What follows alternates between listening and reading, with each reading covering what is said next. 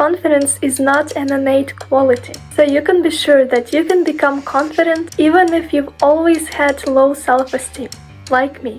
Today I'm gonna give you 7 tips for boosting your confidence both in social situations and in challenging tasks that you fear to do. And the first one is lower your expectations. Guys, as a disclaimer, all of these tips are based on my personal life experience as an introvert trying to be sociable and as a beginner in such a challenging sport of acrobatics. I'm currently using all of this advice to overcome the fear of trying new things and embarrassment in social situations. You need to always start small, because you either evolve with time or fall at the first attempt because you just can't handle it. For example, after my first training in acrobatics, I thought that my stiffness would go away in one day and next time I will perform all tricks without any difficulties. I was mistaken. After 2 weeks in acrobatics so far, my soreness still hasn't gone completely, and I'm still not strong enough to perform every new trick. It seems slow, yes, but now I've realized that my expectations were simply too high, and if I lower them so that every training and every small improvement seems like a huge win, I can achieve much more and feel more confident and happy. The same goes in any situation aside from sport. It can be talking in front of the camera or public speaking in front of a huge group of people. All these activities are new and challenging, so you might not achieve everything you planned for at the first attempt. Don't worry, slow progress is much better than stagnation. Affirmations. You know what helped me to do this trick? Words of affirmation from my friend at acrobatics. I was struggling to get this trick, and even though I was doing everything right, my brain just didn't want to think that I was actually able to do it. My brain kept saying, "You're not strong enough." But I decided to trick my brain into thinking that I can do it. So I asked my friend at the training to actually affirm that the method with which I was doing the trick was actually correct. She said yes, and immediately I was able to do this trick. This is just some kind of magic that our brain can do, and of course it can do the opposite. It can constantly tell us that we're not strong enough, that we're not good enough. So a simple phrase like "I can do it" can help you overcome the fear of getting started with anything. It's not necessary to ask others to say nice things to you. Of course you can do it yourself. Another point is your lower and upper self. I found this concept in the book Principles. So basically every one of us has encountered a similar situation at least once. For example, you want to lose weight or eat more healthily. Suddenly you decide to eat a piece of cake and then feel guilty about it, saying, "I shouldn't have eaten that cake."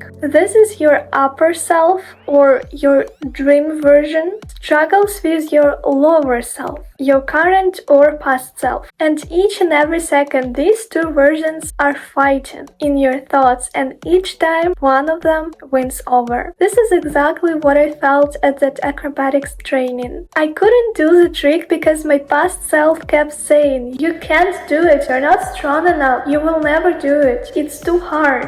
But the words of affirmation from my friend helped my upper self's voice be louder so that I listened to her.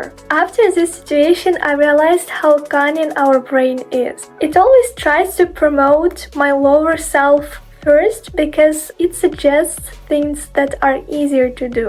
Lie on that couch, sleep in, don't do exercise today, don't film a new video today, don't go to that training or to the gym, eat that piece of cake instead of an apple. And so on and on. But you don't need to listen to your lower self. You need to discern these two very different mindsets and try to listen to the upper self every single time until it becomes automatic.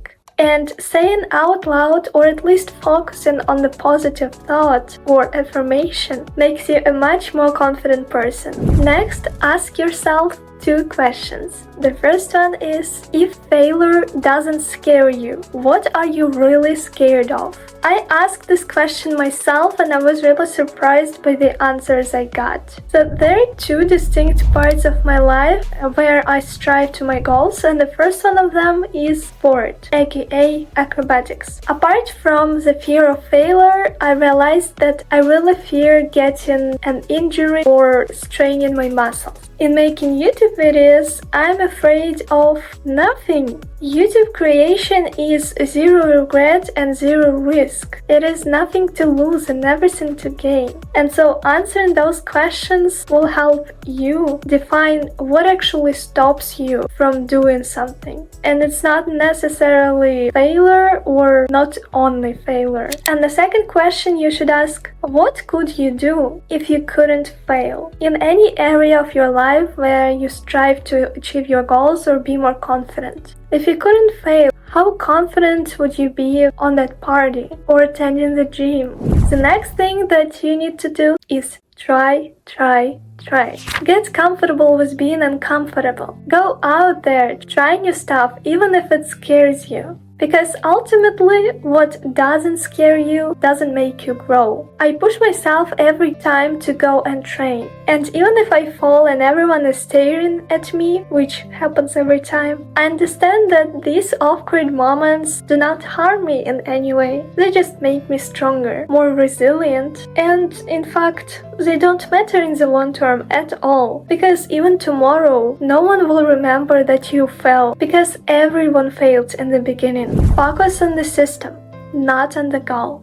Okay, let's say your goal is to be comfortable around people. So how will you achieve this goal? It won't happen overnight, like a magic pill that will make you charming, confident, and fearless person. To achieve this goal, you need a system of small actionable steps, like going out with friends regularly, or starting a conversation with a stranger each time you go to a party. The system, even if with highs and lows, will make you see the real progress, however small it is, rather than imaginable progress while you are reciting the points of conversation with a new friend.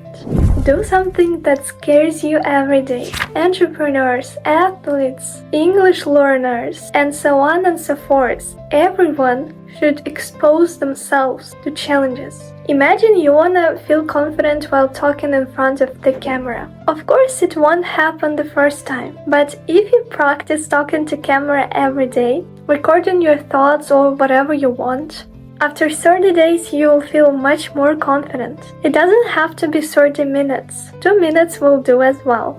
Wear right clothes. I put it last because although it's important, if you change clothes alone, you will not become confident without changing your mindset and your actions. But I found that it's a really good addition. Wearing clothes that you like every day, even if you stay at home, make you a more fulfilled, confident, and happy person. It motivates you to achieve more heights in sport when you wear the right outfit that makes you feel more sporty, more beautiful. It also helps you be more charismatic in a conversation, and you can even have a better posture with the right clothes. All from my personal experience. For example, I really like wearing tops. So I hope after this video you will take at least one action to boost your confidence at least in one area of your life. And you might as well check this video with habits that you must have this year. Thank you for watching, and I will see you there.